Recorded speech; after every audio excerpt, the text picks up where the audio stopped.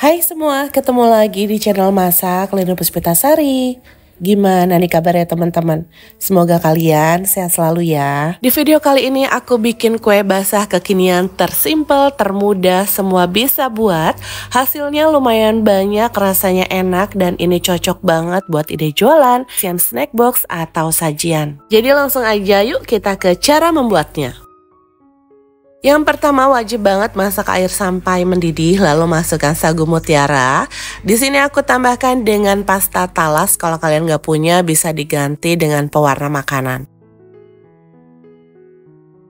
Masak sagu mutiara ini memang agak sedikit lama ya bun ya. Kalau sudah tidak ada titik putih di tengahnya seperti ini bun, tandanya sagu mutiaranya sudah matang. Bisa kita angkat, bilas dan disaring.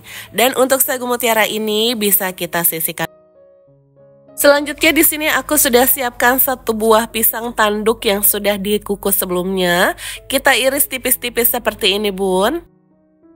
Setelah pisangnya diiris tipis-tipis, langsung kita tata ke dalam cetakan kue talam seperti ini. Untuk cetakannya di sini aku pakai ukuran 5 cm dan ini tanpa dioles dengan minyak atau apapun. Langkah berikutnya aku sudah siapkan juga 100 gram tepung hun kue seperti ini bun. Untuk mereknya kalian bebas bisa pakai merek apa aja.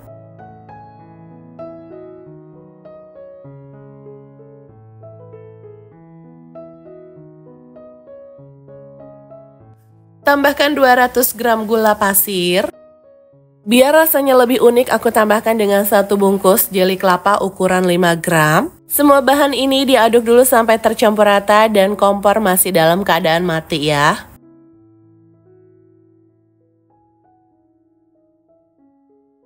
Selanjutnya masukkan 900 ml santan. Di sini aku peroleh dari 200 ml santan instan ditambah dengan air.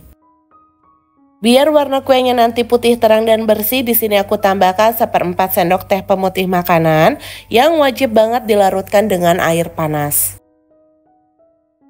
Dan ini kita aduk kembali sampai semua bahan tercampur rata.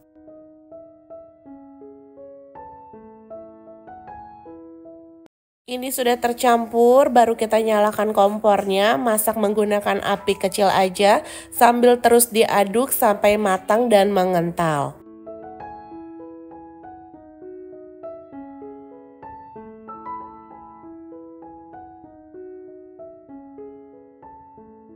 Adonannya sudah matang, kita matikan kompornya lalu masukkan sagu mutiaranya.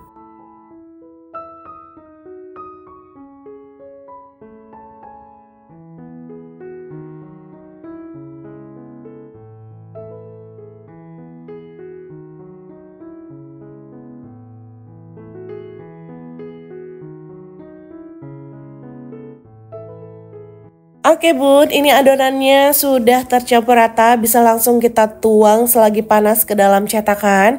Dan pada proses ini kita harus bergerak cepat, jangan sampai adonannya dingin dan ngeset sebelum kita cetak.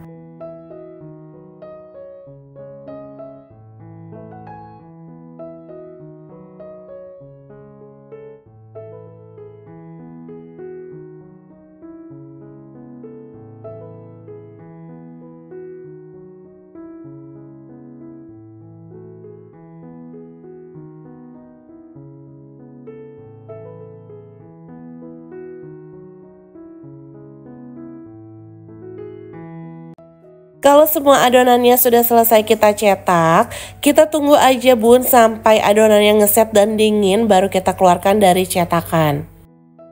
Nah ini kuenya sudah dingin, bisa langsung kita keluarkan aja dari cetakan. Mengeluarkannya juga sangat mudah dan ini dia hasilnya, cantik banget dan menarik.